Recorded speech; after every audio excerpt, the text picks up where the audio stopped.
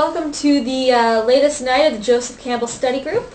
I'm your host, Melissa, and tonight we're going to be talking about crossing the first threshold. I'm going to start off, just getting my glasses, and I'm going to start off with a quote from the beginning of the chapter.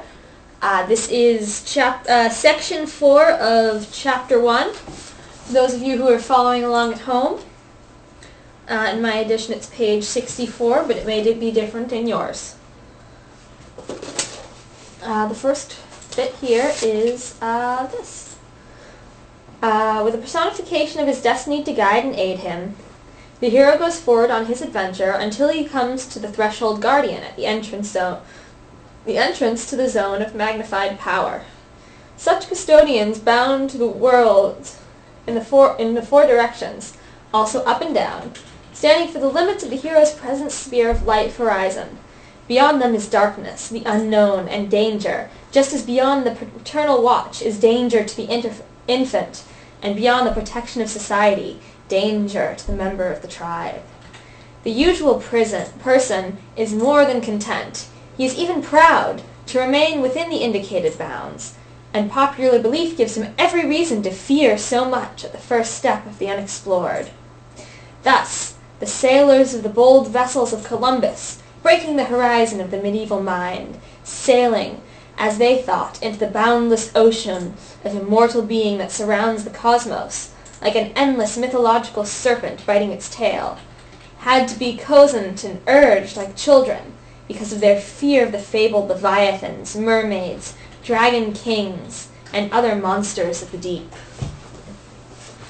So this chapter is going to be about reaching the edge of society. That part in the story where the hero steps beyond their known world and into the wilds. And it's also going to be about the creatures that lurk in those wilds. Moving on, Campbell gives some examples of some of these creatures in popular mythology. Or not popular mythology, but world mythology. Sorry about that. The folk mythology is populated with deceitful and dangerous presences, every desert place outside of the normal traffic of the village. For example, the Hottentots describe an ogre that has been occasionally encountered among the scrubs and dunes. Its eyes are set in its instep, so that to discover what is going on, it has to get down on hands and knees and hold up one foot.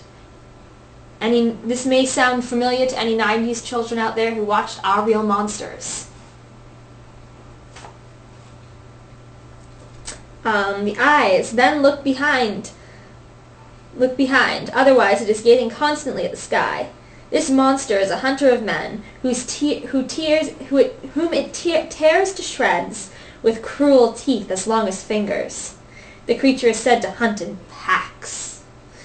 Another Hottentot apparition is the High Uri. Another Hottentot apparition, the High Uri, progresses by leaping over clumps of scrub instead of going around them. A dangerous, one-legged, one-armed, one-sided figure, the half-man, invisible if viewed from the offside, is encountered in many parts of the earth. In Central Africa, it is declared that such a half-man says to the person who encounters him, "Since you have met with me, let us fight together." If thrown, he will plead, "Do not kill me, I will show you lots of medicines." And then the lucky person becomes a proficient doctor. But if the half-man, called the Churuwai, which means mysterious thing, wins, its victim dies. So basically, the idea of the threshold guardian is the idea of the thing that stands in the way of great knowledge. You have to first fight this creature to prove that you're worthy of the knowledge and of the boon, and of the wonders that lie on the other side of the wilderness. The Churuwai is not the only example of the creature that gives a boon if it's defeated, or if its favor is won. Campbell offers other examples of this creature, such as the wild women of the Russian woods. The Russian peasants know, for example, of the wild women of the woods who have their abode in the mountain caverns where they maintain households like human beings. They are handsome females with fine square heads, abundant tresses, and hairy bodies. I'm not quite sure where that part makes them attractive, but to each its own. They go in groups. With unguents prepared from forest roots, they can anoint and render themselves invisible. They like to dance or tickle people to death while they wander into the forests. Yes, children, there really is a tickle monster. And anyone who accidentally chances upon their invisible dancing parties dies. On the other hand, for people who set out food for them, they reap the grain, spin, care for the children, and tidy up the house. And if a girl will comb out hemp for them to spin, they will give her leaves that turn to gold.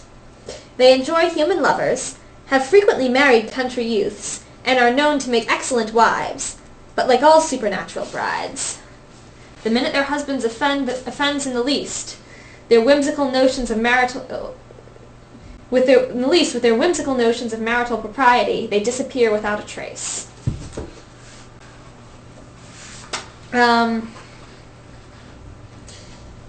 So I'd like to ask if anybody out there on the internet has any other ideas of threshold guardians from other myths or stories.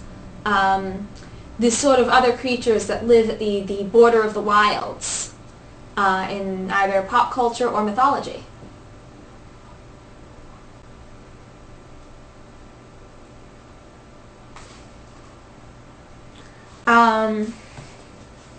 I'm sort of brought to mind the idea of the enchanted forest from the Harry Potter books, where you can go into the enchanted forest and you can find the unicorn, but there's all sorts of awful things in that forest and things that need to be kept out.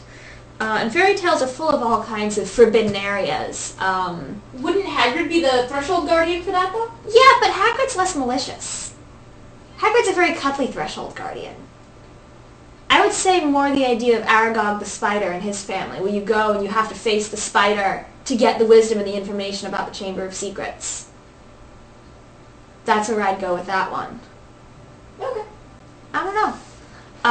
Also sort of thinking about the things that in The Hobbit that Bilbo encounters when he first leaves the Shire, such as the trolls. That's sort of his first step. Outside is that he encounters them, and of course his entire party of dwarves are thrown in the sack, and he has to sort of trick the trolls to move on. That's sort of his sort of threshold guardian. What about in Lord of the Rings, when Frodo's leaving the Shire, he gets chased out? Chased out by the ring wraiths. Yeah, absolutely. Would you still consider them threshold guardians, even though instead of kind of trying to keep them into the normal sphere, they kind of kick them out? Well, they also have I suppose the option to retreat back into the Shire is sort of taken away in that story. Yeah. I would always call the ring wraiths a double-edged sort of gateway guardian / call to action. They're the reason Frodo has to brave his adventure to protect his home. The Minotaur in the Maze. The Minotaur in the Maze is definitely a threshold guardian. He's what blocks Theseus from the boon of the salvation of his people. The other thing is the idea of boogeymen, or creatures that are used to keep kids out of the places where they don't belong. To keep my little cousins out of my closet, I convinced them that Frankenstein's monster lived there, and that he got very angry at little boys when they messed with other people's stuff. Nestor says, Pan's Labyrinth, the dude with the eyes and the hands. Definitely. Don't eat food or he eats you. Definitely. Pan's Labyrinth, that's a good one. There's another example in here. Campbell talks more about the idea of the threshold guardian, the guardian of wisdom, also being sort of a mate figure, like the wild woman. That it's a force that needs to be met, not necessarily with force, to gain the wisdom. Like Jason and the Argonauts when he meets Medea. Medea, yeah, totally. Definitely Medea. So one example, to illustrate the libidinous association of the dangerous impish ogre with the principle of seduction, is the should have picked a story that has easier people to pronounce. The Daidushka. The Daidushka Voidan... I'm just going to call it the Daidushka because I can't pronounce the second part. The Russian water grandfather.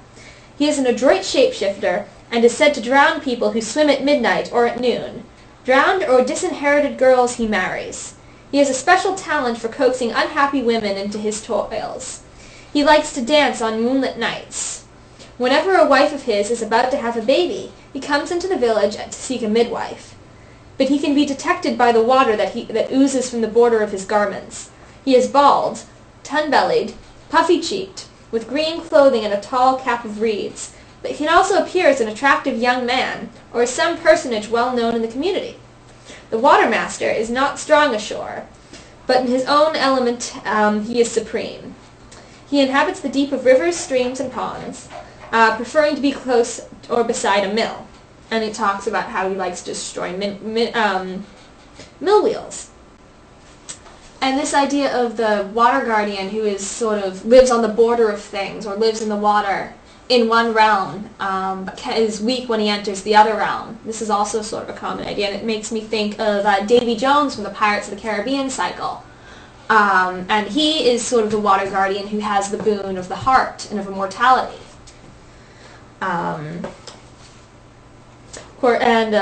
There's the idea of seduction with Calypso as well in that cycle.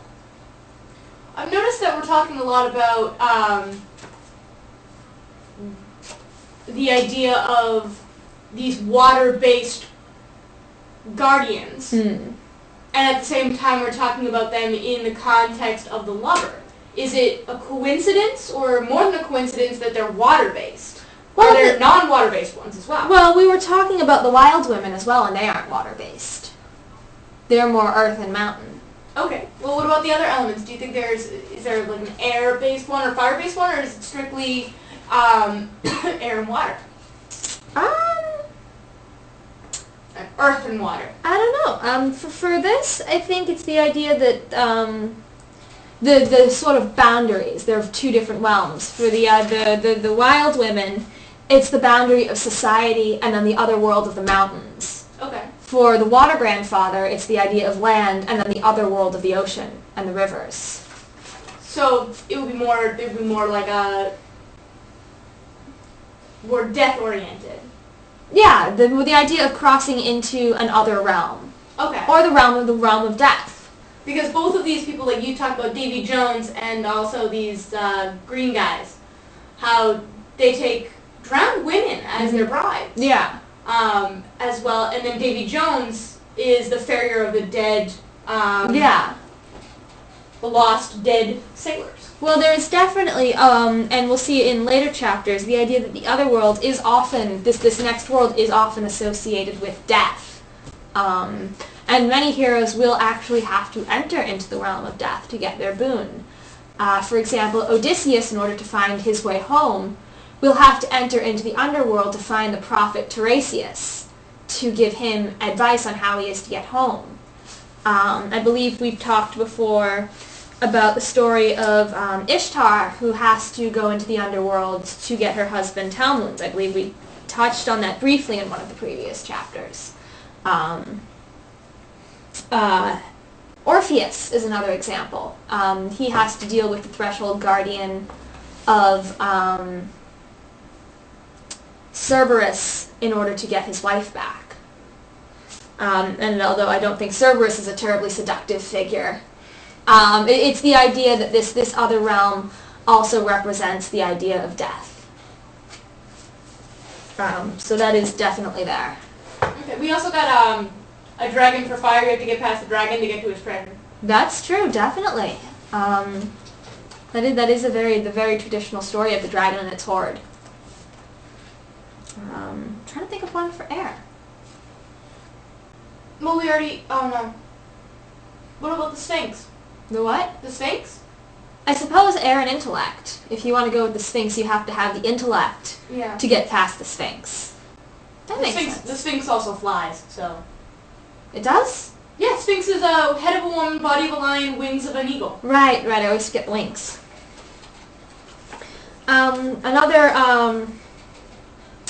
Another Earth threshold guardian is Pan, who sort of guards the wilds, and he's sort of one of the ones at the other side of the wilds. He's another seductive one, too. He is another seductive one.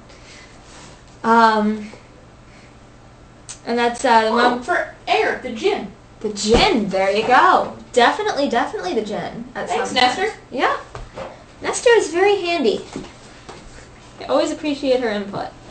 Right now we're on page 66, where he talks about Pan. The emotion that he instilled in human beings who by accident adventured into his domain was panic, fear, a sudden groundless fright. So for those who sort of stumbled into his realm and were not really ready or worthy, he'd be scared off. And that's sort of another role of the Threshold Guardian, to kind of weed out the worthy from the unworthy. Those who didn't know how to please the wild women would be killed, but those who were ready to meet them and appease them and to sort of become their equals as their mates could learn from them. Those who could defeat the half-men in battle could learn from them. It's sort of a test to separate the worthy from the unworthy. Then are we getting to the people who get in over their heads? We are definitely getting into the people who get in over their heads. And I'm not sure we have any specific stories about people who get in over their heads. Sticky hair. Sticky hair. We're getting there. Sticky hair's not about somebody who gets over his head. Oh, wait, we do with the ogre. There's another ogre before sticky hair. Okay. Where somebody gets in over their heads. This is the one about a caravan leader from Benares who made, and this is page 68 in my version, and there's a caravan leader who is about to set off into the desert with 500 carts. And he's forewarned of the dangers. He had taken the precaution to set huge chatties filled with water in the carts, so that rationally considered his prospects of making the passage of not more than 60 desert leagues were the best. But when he had reached the middle of the crossings, the ogre, who inhabited the wilderness, thought, "I will make these men throw away the water they took." So he created a cart to delight the heart, drawn by pure white young oxen, and the wheels smeared with mud, and came down the road from the opposite direction.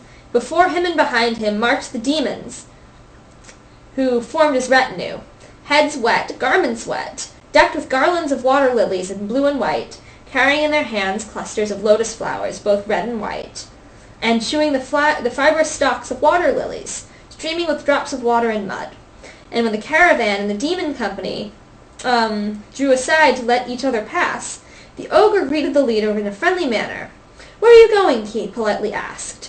To which the caravan leader replied, "We, sir, are coming from Benares, but you are approaching decked with water lilies, both blue and white, with lotus flowers, both red and white, in your hands, chewing the fibrous stalks of water lilies, smeared with mud," and etc.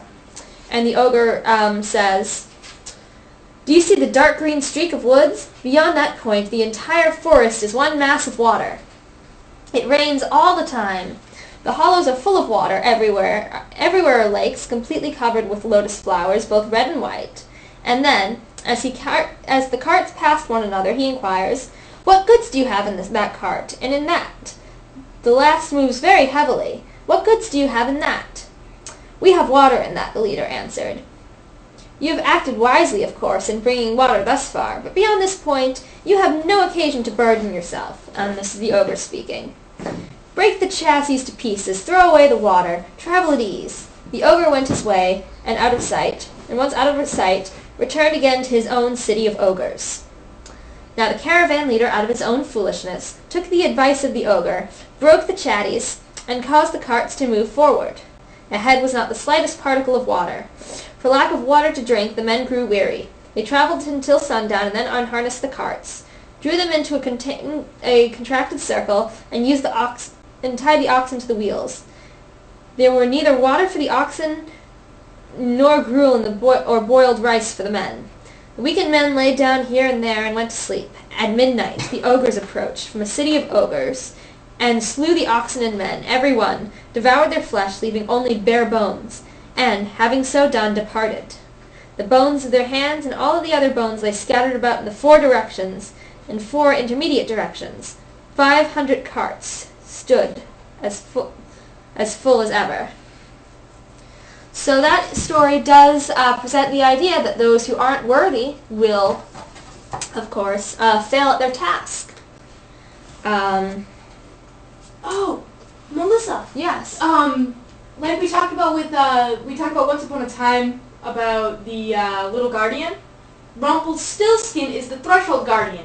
This is true. Not what we were talking about last week. What were we talking about last week? We were talking about the guide. Yeah, he's not a guy. He's not a no. Rumpelstiltskin is a He's threshold guardian. Totally makes sense. Have you all done your homework and caught up on Once Upon a Time so that I don't spoil the entire show for you? He's totally a threshold guardian. He is totally the threshold guardian. And throughout the entire series, people are both doing a good job of thwarting him and a bad job too. Yeah.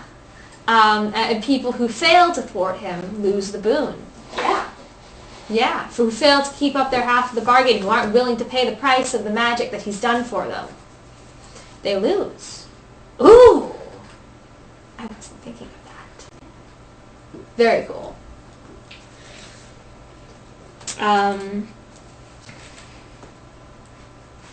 So there's a second story, however, of another ogre encounter.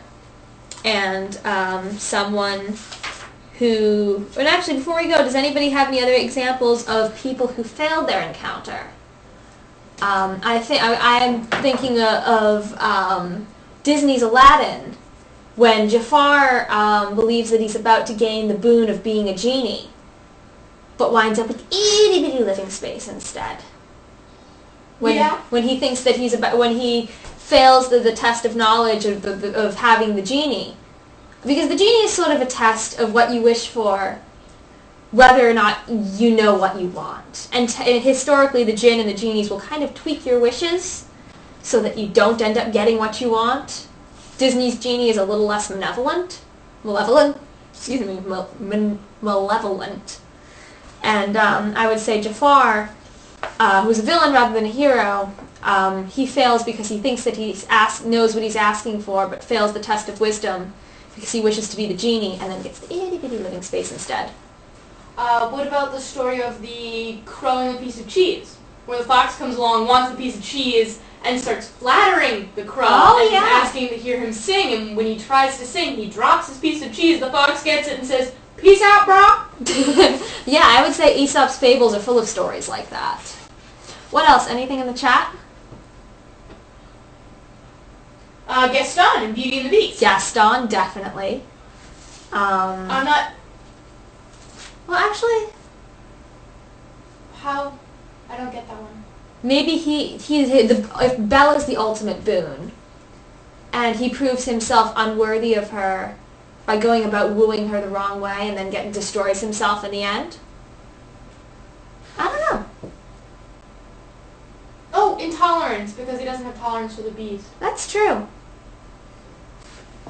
I'm trying to think. Because Bella would be the hero of that one, and she actually succeeds by finding his inner heart and stuff like that. And Gaston is really only concerned about appearances. Exactly. All right. And then that ends up destroying him. In that way, also, could the witch be the threshold guardian at the beginning who turns the beast into a beast?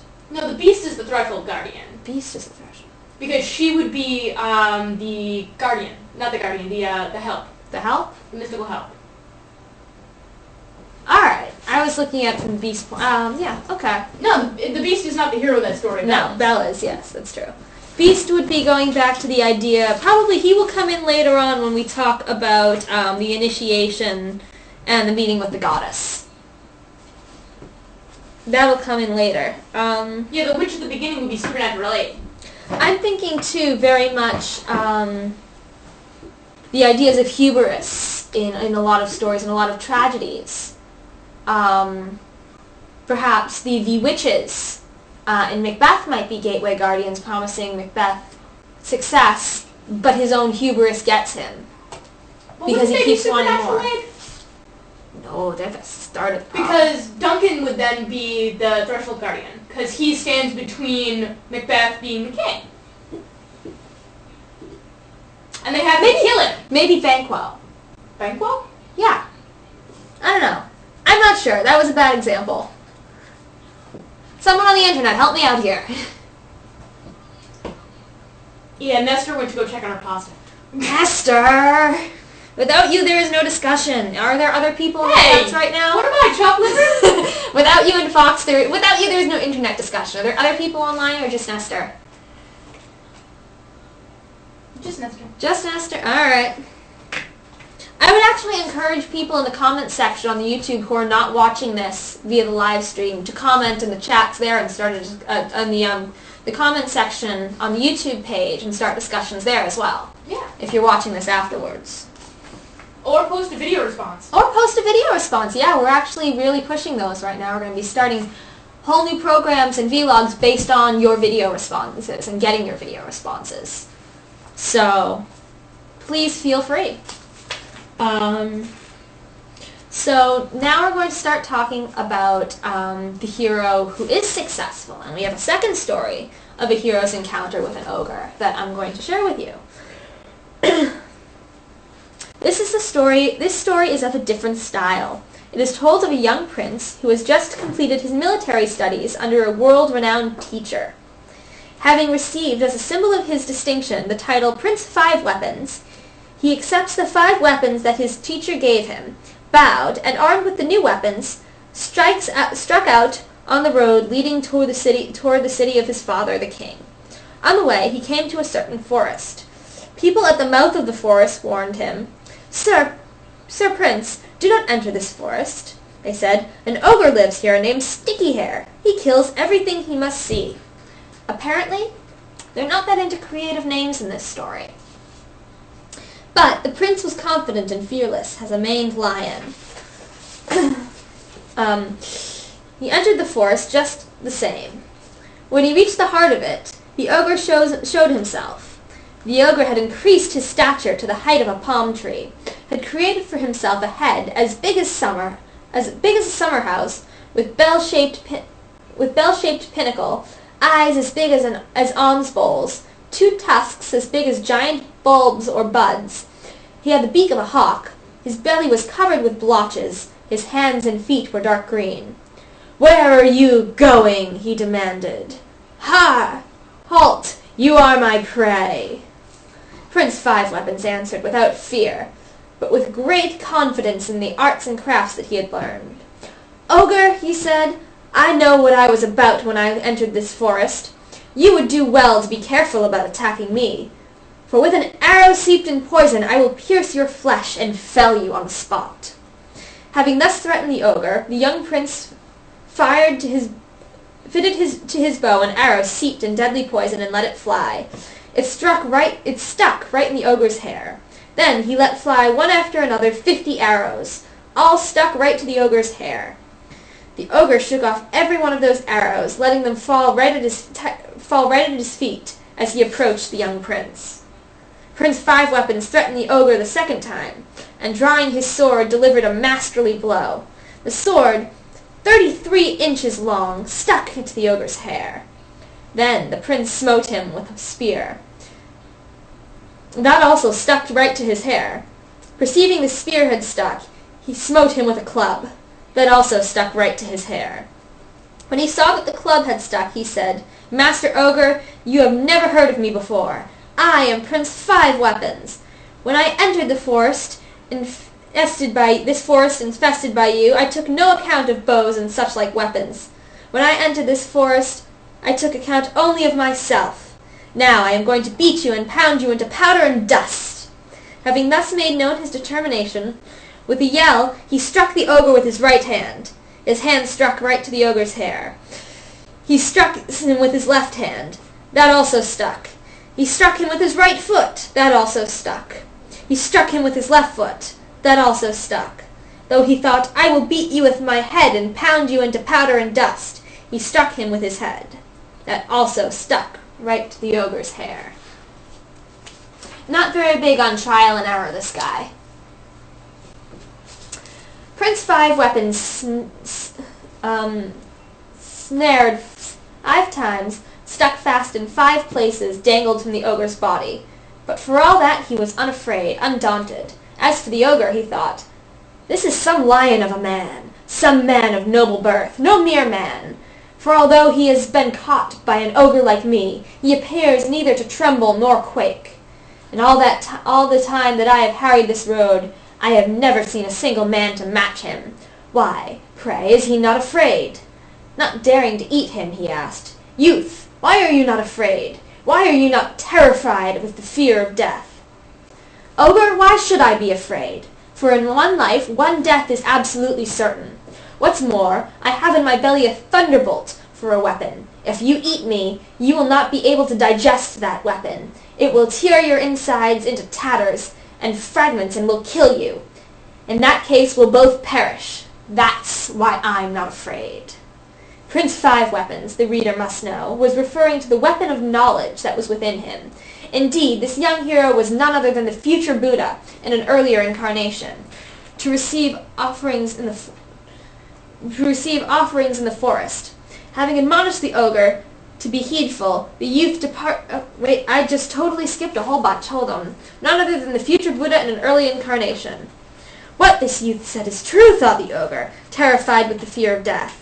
From the body of this lion of a man, my stomach would not be able to digest a fragment of flesh, even so small as a kidney bean. I let him go.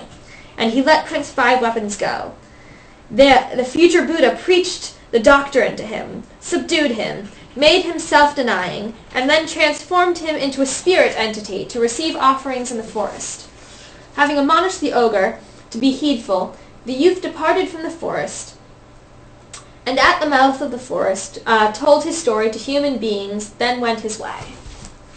So the important, another thing that I think this story points out is that the hero isn't always prepared when he meets the threshold guardian. It's not always an automatic response of being repaired. There can be a bit of a learning curve.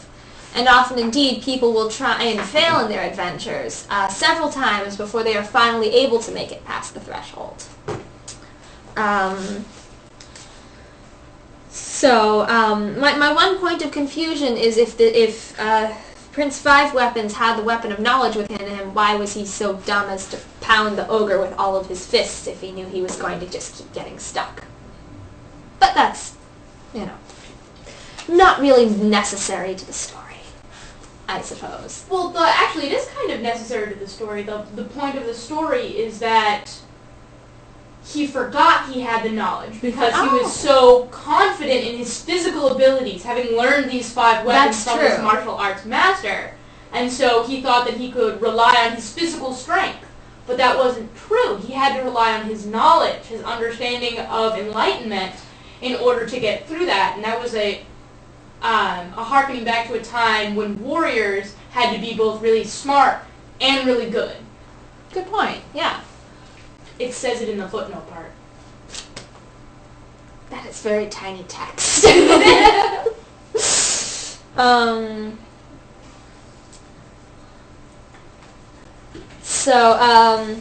symbol of the world to which the 5 senses glue us. As a symbol of the world to which the 5 senses glue us, and which cannot be pressed aside by the actions of the physical organs, Sticky Hair was subdued only when future Buddha, no longer protected by the 5 weapons of his momentary name and physical character, resorted to the unnamed invisible 6th, the divine thunderbolt of the knowledge of the transcendent principle, which is beyond the phenomenal realm of names and forms.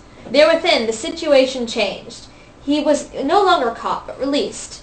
For that which he now remembered himself to be is ever free. The force of the monster of phenomenality was dispelled, and he was rendered self-denying. Self-denying, he became divine, a spirit entitled to receive offerings as is the world itself when known, not as final, but as mere name and form of that which transcends, yet is immanent within all names and forms.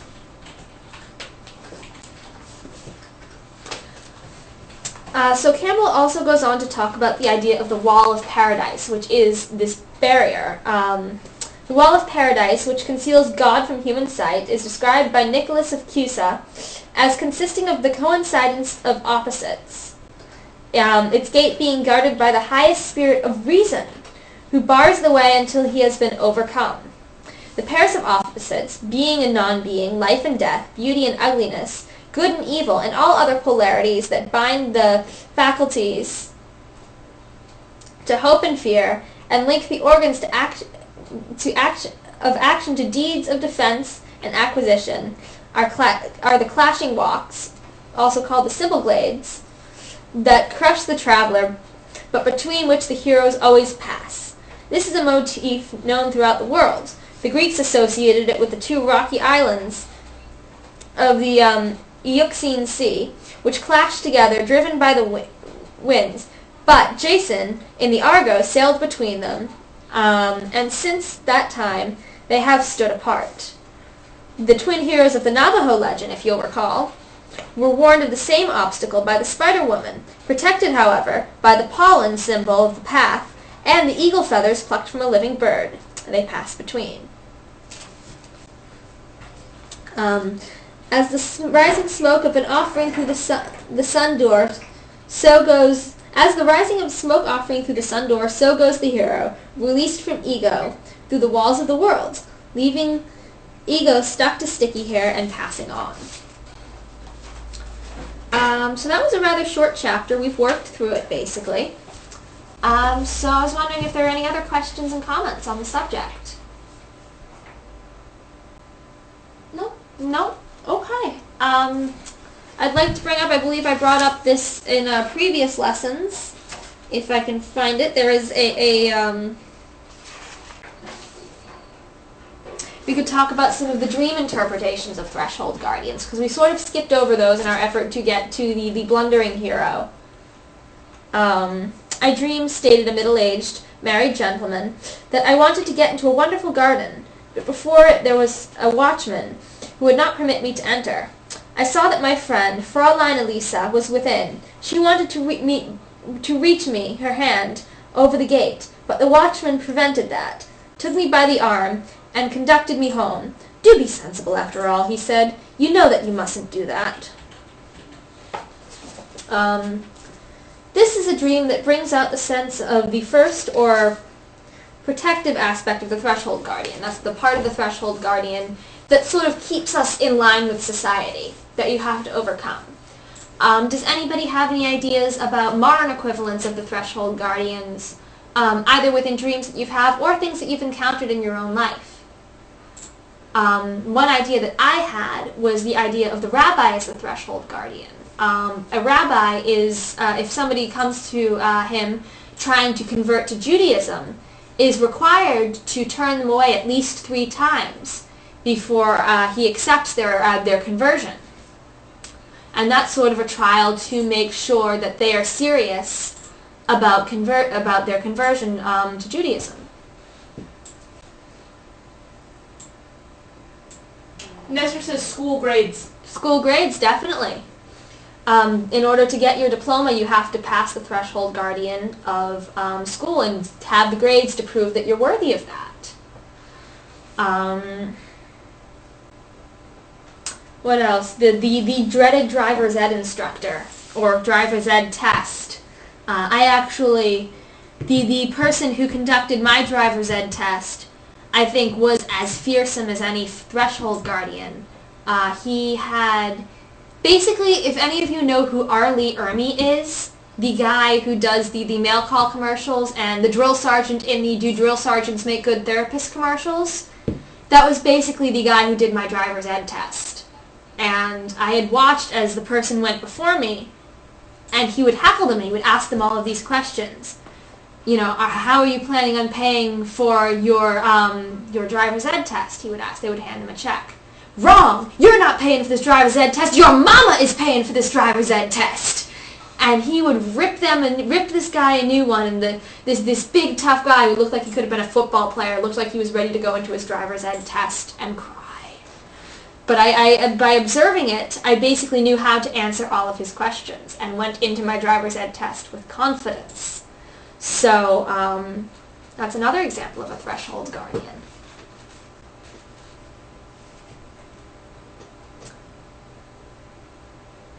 Any other thoughts? We've got bosses. Bosses, and yeah. Parents. Parents, definitely.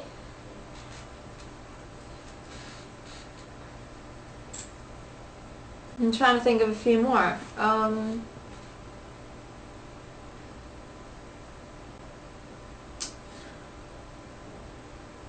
Presidential fitness test. In order to pass gym class, you have to prove yourself worthy by running that dreaded mile. I don't know, I hated gym class.